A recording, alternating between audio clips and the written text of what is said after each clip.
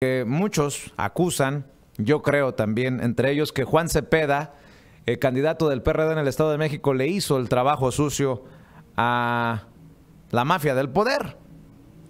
Pero bueno, esa es solamente opinión de este servidor. No se le olvide que hoy se recuerdan 8 años. Es el 8º aniversario de la tragedia de la guardería ABC en Hermosillo, Sonora. 8 años de los padres pidiendo justicia. Padres de los niños de la guardería ABC realizarán diversas actividades con motivo del 8º aniversario del incendio ocurrido el 5 de junio de 2009 y en el que fallecieron 49 niños. La vocera del grupo Manos Unidas, Juanita Luna Hernández, informó que se realizarían vigilias de oración en el exterior de donde se ubicaba la estancia infantil en la colonia Y. Agregó que durante la tarde y también por la mañana de hoy lunes se realizará la marcha por la justicia, la cual partirá desde el mismo lugar donde estaba la guardería y terminará frente a la Universidad de Sonora. Además, se realizarán 3 servicios religiosos, uno de ellos esta mañana en el exterior de la guardería ABC y otros 2 en la iglesia más importante de ahí de Hermosillo, Sonora. A estos eventos se ha convocado a la comunidad. El siniestro también dejó a otros 24 niños con graves quemaduras y a 91 más con afectaciones diversas. Y a 8 años se sigue pidiendo justicia para las pequeñas víctimas del incendio en la guardería ABC. Le decía que andábamos buscando, ya lo encontramos, al exdiputado federal del PRD, Fernando Belaunzarán, quien ayer estuvo muy activo en las redes sociales y en algún momento también gritó lo que gritaron muchos. ¿Qué está pasando en el Estado de México? Fernando, ¿cómo estás? Muy buenos días. Muy buenos días, Vicente. Siempre es un honor estar contigo. Saludos a todos. La verdad es que contigo podemos hablar con toda franqueza. Con toda franqueza, ¿qué chingaderas ocurrieron en el Estado de México ayer, en Nayarit y en Coahuila? Sí, bueno, la verdad es que doloroso lo del Estado de México, porque el grupo en el poder pues utilizó todas las mañas, utilizó los programas sociales, metió ahí todo el gabinete, rebasó los topes de gastos de campaña con absoluto cinismo y bueno, es lamentable que a lo mejor las preferencias le beneficien. Ellos operaron para dividir a la oposición, es la única forma como el PRI puede ganar. Operan desde el gobierno para que la oposición vaya fragmentada, dividida, pulverizada, y ellos pues tengan así la posibilidad. Y a pesar del gran ánimo de cambio que hay en el Estado de México, pues bueno, tienen una pírrica ventaja en el conteo rápido. Se van a tener que abrir todos los paquetes porque hay 2 causales, una si el 1% de los es menor la diferencia al 1%, o si los votos nulos son mayores a la diferencia que hay entre los 2 candidatos. Me parece que este segundo causal se va a dar, entonces se va a tener que hacer un total recuento. Pero independientemente de lo que arroje el recuento, hay elementos de sobra para que se anule la elección por los excesos, el rebase de topes de campaña, la compra de voto, etcétera. En Nayarit se volvió a demostrar que cuando se une la oposición pues es muy competitiva, y aquí en Nayarit pues arrasó la alianza que se dio, arrasó en gobernador y arrasó en diputados y arrasó en los principales municipios. Nayarit se desprizó, por decirle una palabra, gracias a las alianzas. Y Coahuila, pues bueno, la moneda está en el aire, está muy cerrada, seguramente habrá recuento ahí también. Hay un gran ánimo en contra del PRI, del gobierno, pero insisto, donde la oposición va dividida y pulverizada, el PRI tiene más oportunidad. Fernando, ojalá que, bueno, se limpie la elección. Fernando, en ese sentido, ¿fue irresponsabilidad de las autoridades electorales salir a dar el conteo rápido en las condiciones en las que se estaba dando la jornada? Bueno, ya tienen obligación de ley de dar a conocer el conteo rápido. Tú te acordarás en 2006 cuando no se quiso dar el conteo rápido y dijo el entonces Instituto Federal Electoral que no daba las tendencias porque estaban muy cerradas. Bueno, eso generó gran incertidumbre y entonces puso en la ley de la obligación que tiene la autoridad electoral de dar el conteo rápido. Lo que llama un poco la atención es que lo dieron con el 74%, cuando el mínimo es el 75%. Creo que se apresuraron a darle, incluso lo dieron antes de las 10 de la noche y antes de tener el 75%. eso sí llama a suspicacia, digamos, pero de que tenían que darlo, bueno, es por ley después de lo que sucedió en 2006, de que el instituto se guardó esa información, pero que lo hayan hecho con el 74%, pues es bajo, cuando el mínimo debió haber sido 75 al menos, y cuando lo dieron minutos antes de las 10 de la noche, cuando estaba pactado a las 10, es decir, pudieron haber esperado tener más información. Pero bueno, tendrá que haber un recuento total voto por voto, pero insisto, la calidad de la elección en el Estado de México es muy baja, muy paupérrima. La compra del voto, los gastos, el rebase de gastos de tope de campaña, pues fue obsceno lo que hizo el gobierno, metiendo a todo el gabinete presidencial ahí repartiendo programas. Tú que has defendido estos frentes amplios o alianzas PAN-PRD, ayer Josefina Vázquez Mota dijo que se trató de una elección de Estado. Básicamente, como la estás tildando tú esta mañana con nosotros, ¿no hablaría de un gran compromiso con la gente si el ex candidato o candidato del PRD a la gubernatura del Estado de México, Juan Cepeda, pidiera cerrar filas para apoyar el recuento voto por voto, casilla por casilla que quiere Andrés Manuel López Obrador, y de alguna manera unir a la izquierda en el Estado de México en este momento histórico, sí, Fernando? Sí, por supuesto, pero además por un asunto, claro, respeto a la legalidad. La legalidad habla de que se tienen que abrir las casillas si hay una diferencia menor del número de votos nulos. Parece que esa es la causal que se va a dar. Además está muy cerrada la elección, y además porque fue un cochinero la elección. Entonces, por congruencia, por cuestión de legalidad, tienes toda la razón, hay que cerrar filas para pedir el recuento ahí. Ahora, una parte de la historia: Ricardo Anaya, presidente del PAN, le ofreció a Alejandro Encinas ser candidato de una alianza PAN-PRD. Si Alejandro Encinas hubiera aceptado esa posibilidad, estaba muy cerca, quizás ahorita tendríamos otra historia y veríamos a un candidato de izquierda haber sido gobernador de Estado de México con absoluta amplitud. Pero bueno, dicen que el hubiera es el tiempo de los ingenuos, ¿no? Claro. Pero y también hay que decirlo, tú eres muy crítico de Andrés Manuel López Obrador, dices que por la soberbia de Andrés Manuel no se logró esa unidad. ¿No hablaría de una madurez política un Juan Cepeda que, a pesar de dándote por tu lado, a pesar de esa soberbia que tanto han dicho de Andrés Manuel, que Juan Cepeda, por el bien de la izquierda, por el bien del pueblo, que ese pueblo que defendió, incluyendo Nezahualcóyotl, vaya y busque unir a la izquierda? Sí, claro, y más en la demanda de legalidad. Yo creo que en el asunto de legalidad en el Estado de México, de que se limpie la elección y en su caso que se anula, tenemos que ir juntos, pero esto tiene que ser recíproco. Fíjate que cuando tú quieres aliarte con alguien, pues le llamas por teléfono, buscas acercarte, concilias en el discurso, y no haces mítines en donde les llamas lo mismo traidores y luego dices que les pones ultimátums o haces videos acusándolos de... Pero eso ya pasó, pasó, Fernando. No, tiene razón. A lo que voy es, tiene que haber, para acercarnos, tiene que haber conciliación de ambas partes. Y yo lo que veo es que la autocrítica de Morena es culpar al PRD, imagínate, ¿no? Y eso creo que tampoco abona. Pero estoy de acuerdo contigo, unámonos para demandar limpieza en la elección.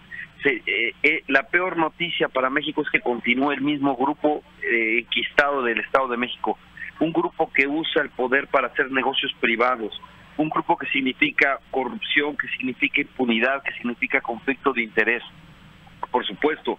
Y que hicieron barbaridad y media para conservar el poder en el Estado de México. Sí, unámonos para denunciar eso, para que se limpie la elección o en su caso se anule. ¿Es imposición de Alfredo del Mazo, primo de Peña Nieto, candidato del PRI a la gubernatura del Estado de México, lo que está ocurriendo? En buena medida sí, porque el PRI no ganó a la buena, si es que ganó, entre comillas, ¿no? Si ganó, entre comillas, lo hizo a la mala, lo hizo con programas sociales, condicionando el voto, comprando el voto, lo hizo de muchas formas, y usando todas las triquiñuelas, rebasando los topes de gastos de campaña. Entonces, si hubo tal triunfo, es un triunfo ilegítimo.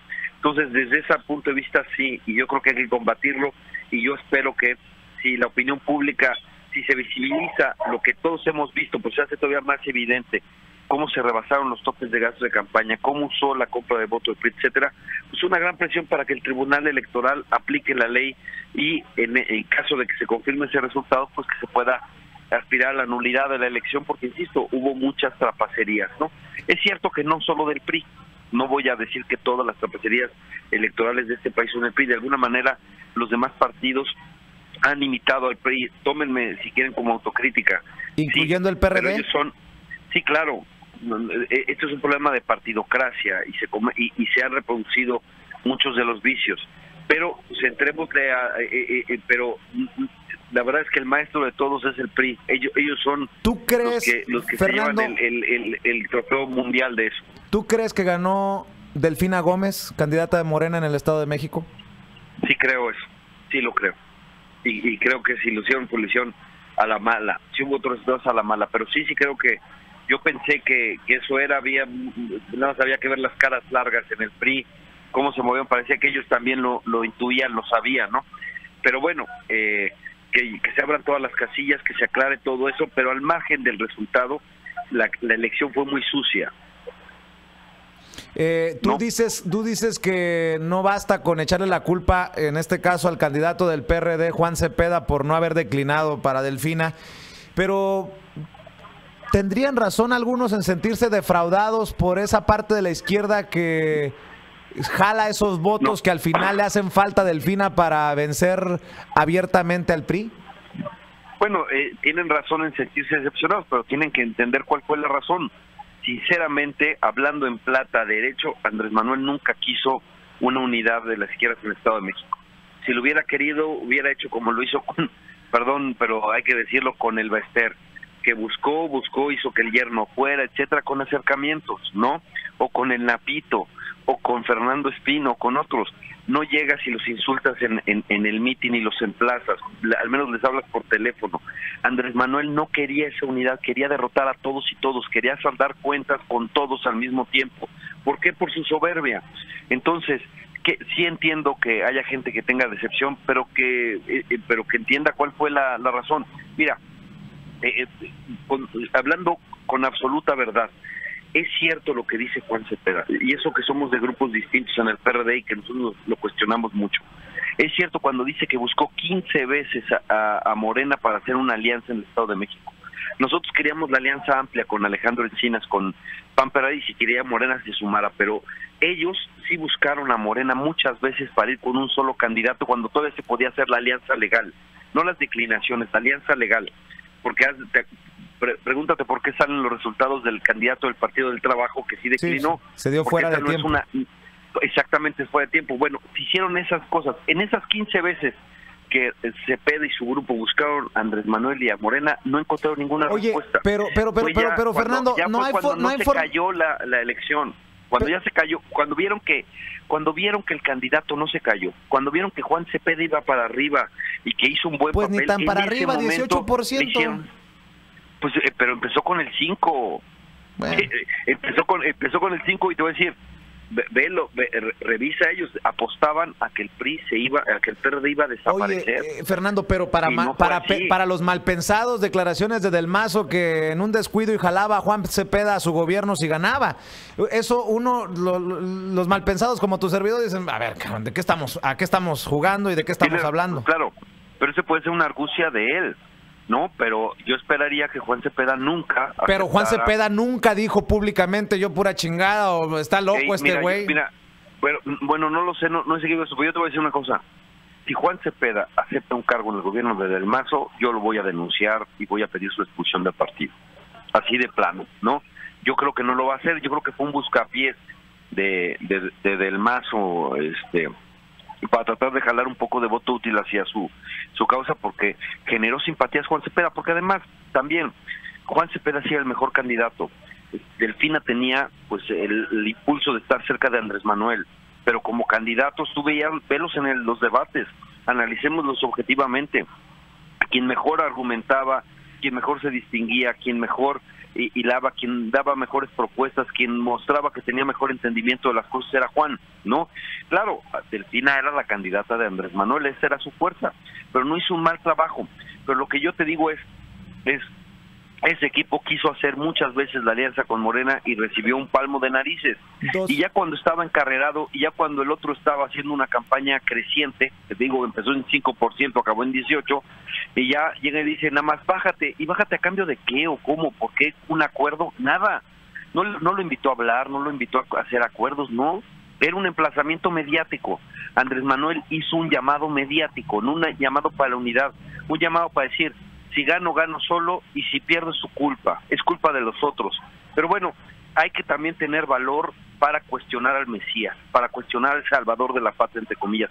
Hay que tener valor eso. ¿Por qué? Porque finalmente, como dice el cuento, el rey camina desnudo, y se necesita alguien que le diga, oye, bájate 2 rayitas, ¿no? No estás en la estratosfera, eres un mortal como todos los demás, y esto es una solución colectiva. ¿Cuál debiera ser la conclusión, Vicente? Solo nadie gana solo, y por lo tanto uno tiene que abrirse, y para abrirse pues uno tiene que dialogar, acordar, etcétera. Así es la buena política, ¿no?